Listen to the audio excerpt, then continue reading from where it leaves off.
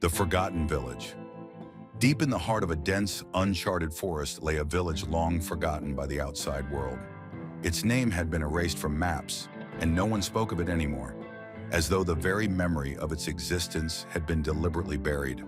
Detective Valerie Crowe had always been drawn to unsolved mysteries, and when she stumbled upon an old journal referencing the cursed village of Black Hollow, her curiosity ignited.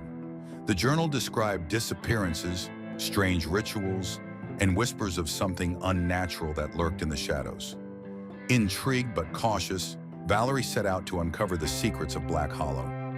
Armed with a flashlight, a notebook, and her old revolver, Valerie embarked on the journey to find Black Hollow. The nearby town's locals had a distinct fear when the village was mentioned, often muttering under their breath or changing the subject entirely. "People who go looking for that place don't come back," an elderly shopkeeper told her, his face filled with an odd mixture of sorrow and fear. But Valerie's resolve remained firm. She had heard the warnings, but she didn't believe in superstitions. The forest, thick with twisted trees and a haunting silence, was her path forward, and she would not turn back. After hours of navigating twisted paths and overgrown trails, she found it, Black Hollow. The village, once a home to many, was now a collection of decaying wooden houses, their windows shattered and roofs sagging under decades of neglect. The air seemed heavier here, thick with a sense of foreboding.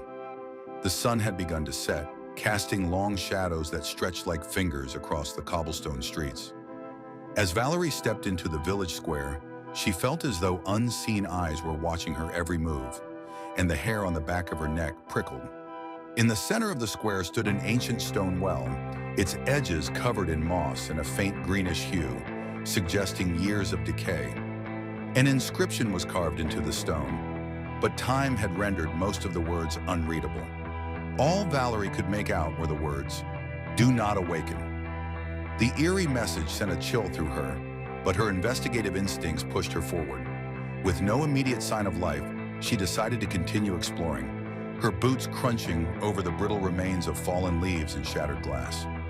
One of the houses appeared more intact than the others, its door slightly ajar.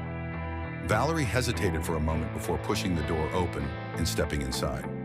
The air was damp and stagnant, and the interior was filled with overturned furniture, cracked mirrors, and tattered curtains that billowed in the faint breeze. On the far wall hung a family portrait, its paint faded and colors dimmed.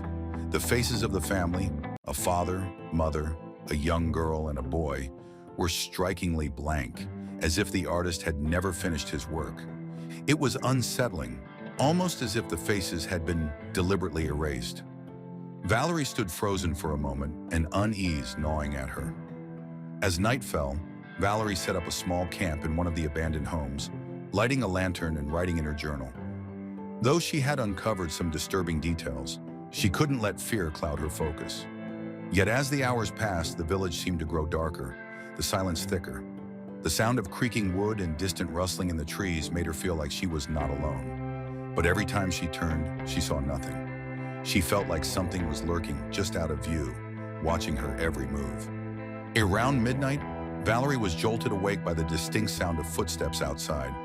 Her flashlight flickered as she grabbed it, her heart racing. She quickly peered out the broken window, but the village square was empty. The fog had thickened, and the shadows seemed to have grown longer, stretching unnaturally. Just as she was about to turn away, a figure dashed between two houses in the distance. It was too quick to make out any details, but it was enough to make her pulse quicken. Her instincts screamed at her to investigate, and she grabbed her revolver, slipping it into her jacket. The fog seemed to close in around her as she stepped outside, the air cold against her skin. Every step she took felt heavy, the village square eerily silent except for the distant rustling of the wind. She followed the trail of faint whispers, unsure if they were in her head or if something was truly speaking. The whispers led her to the well again, where they grew louder, as if begging her to listen. Peering into the well, Valerie felt a sense of vertigo. The darkness inside seemed to stretch endlessly, swallowing up the faint light from her lantern. The whispers turned into fragmented words in a language she couldn't understand. Just as she was about to step back, a low, guttural growl rumbled from the depths of the well. It was the first time she had heard something so raw, so inhuman. Her instincts screamed at her to leave, but she couldn't tear her eyes away from the void. She stumbled back, her hand brushing against something cold and metallic. Looking down, she found an old child's doll, its porcelain face cracked and its eyes missing. The doll's empty gaze seemed to pierce into her soul, and for a moment, she could have sworn she saw it twitch. Panic surged through her chest, but she pushed it down, reminding herself she needed to keep her composure. She picked up the doll, almost as though it were part of the mystery that had brought her here. Back in the house, Valerie began to search for any clues that might explain what had happened in Black Hollow. As she rifled through the dusty drawers and overturned cabinets, her fingers brushed against something hidden beneath the floorboards. It was a bundle of letters, tightly bound with a ribbon that had faded with time. The letters were yellowed with age, and the ink was smudged in places. But Valerie's heart raced as she carefully unfolded them. The letters were written by a man named Thomas Reed, who had lived in Black Hollow decades ago. They described a growing sense of dread among the villagers and the arrival of a mysterious cult that worshipped an entity called the Shadow King. The cult believed that by performing dark rituals, they could summon the entity and receive great power. But as Thomas described in one letter, the Shadow King demands more than we can give. In the final letter, Thomas pleaded for help, his writing frantic and filled with panic. The village is cursed. There is no escape. The last line of the letter sent chills down Valerie's spine. If you find this, it's already too late for you. It was a warning, and one she could not ignore. Valerie knew she had to get out of Black Hollow, but the unsettling feeling that something was watching her made it impossible to just leave. Suddenly, there was a knock at the door, so loud and sudden that it made Valerie's heart jump into her throat. She froze, her hand instinctively reaching for her revolver. The knocking came again, each bang reverberating through the walls. Valerie cautiously approached the door, her breath shallow and quick. But when she opened it, no one was there. Only the fog and the silent village greeted her.